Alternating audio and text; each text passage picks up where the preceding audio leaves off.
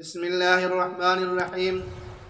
سامعین و ناظرین مکرم، امام غزالی رحمۃ اللہ علیہ نے مکاشفۃ القلوب میں ایک واقعہ نقل فرمایا ہے جو ہمارے نوجوانوں کے لیے درس عبرت بھی ہے اور لمحہ فکریہ بھی، کہ ایک نوجوان کسی عورت کی محبت میں مبتلا ہو گیا۔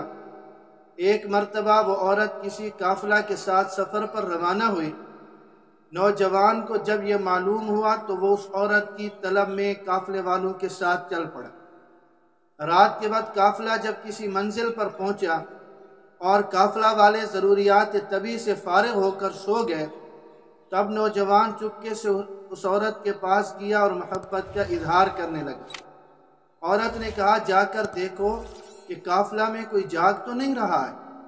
نوجوان نے خوش ہو کر کہ میرا کام بن گیا، قافلے کا چکر لگایا اور واپس آ کر کہنے لگا کہ سب غافل سوئے پڑے۔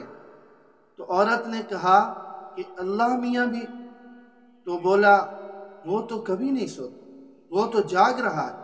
عورت کہنے لگی، لوگ سو گئے تو کیا ہوا، اللہ تو جاگ رہا ہے نا۔ لوگ نہیں دیکھتے تو کیا ہوا، اللہ رب العزت تو دیکھ رہے۔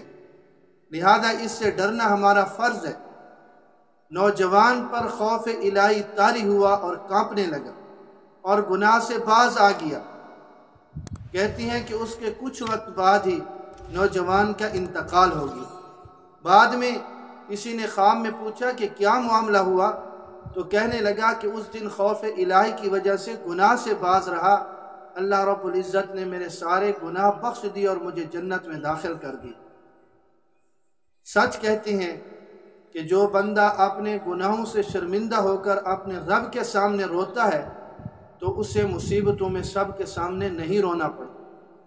اور سید عبد المجید ندیم شاہ صاحب نور اللہ مرقدہ فرمایا کرتے تھے، اللہ سے ڈرنے والوں کو دنیا میں یہ نقد صلہ ملتا ہے کہ دنیا کی ہر چیز ان سے ڈرتی ہے، اور جو اللہ رب العزت سے نہیں ڈرتے اسے دنیا کی ہر چیز ڈراتی ہے۔ یہی وجہ ہے وہ فرماتے ہیں کہ صحابہ کرام کی زندگیاں وہ ہمارے لیے معیار ہیں۔ انہیں ان کے استاذ کامل صلی اللہ علیہ وسلم نے اللہ رب العزت سے ڈرنے کا سلیقہ اور طریقہ سکھایا، تو دنیا نے دیکھا اور تاریخ نے محفوظ کیا کہ جنگل کے درندے بھی ان سے ڈرتے تھے۔ روم کا قیصر اور ایران کا کسریٰ ان کے قدموں کی چاپ سے لرزہ برندام ہو جائے گا۔ اللہ رب العزت ہمیں دین کی سمجھ نصیب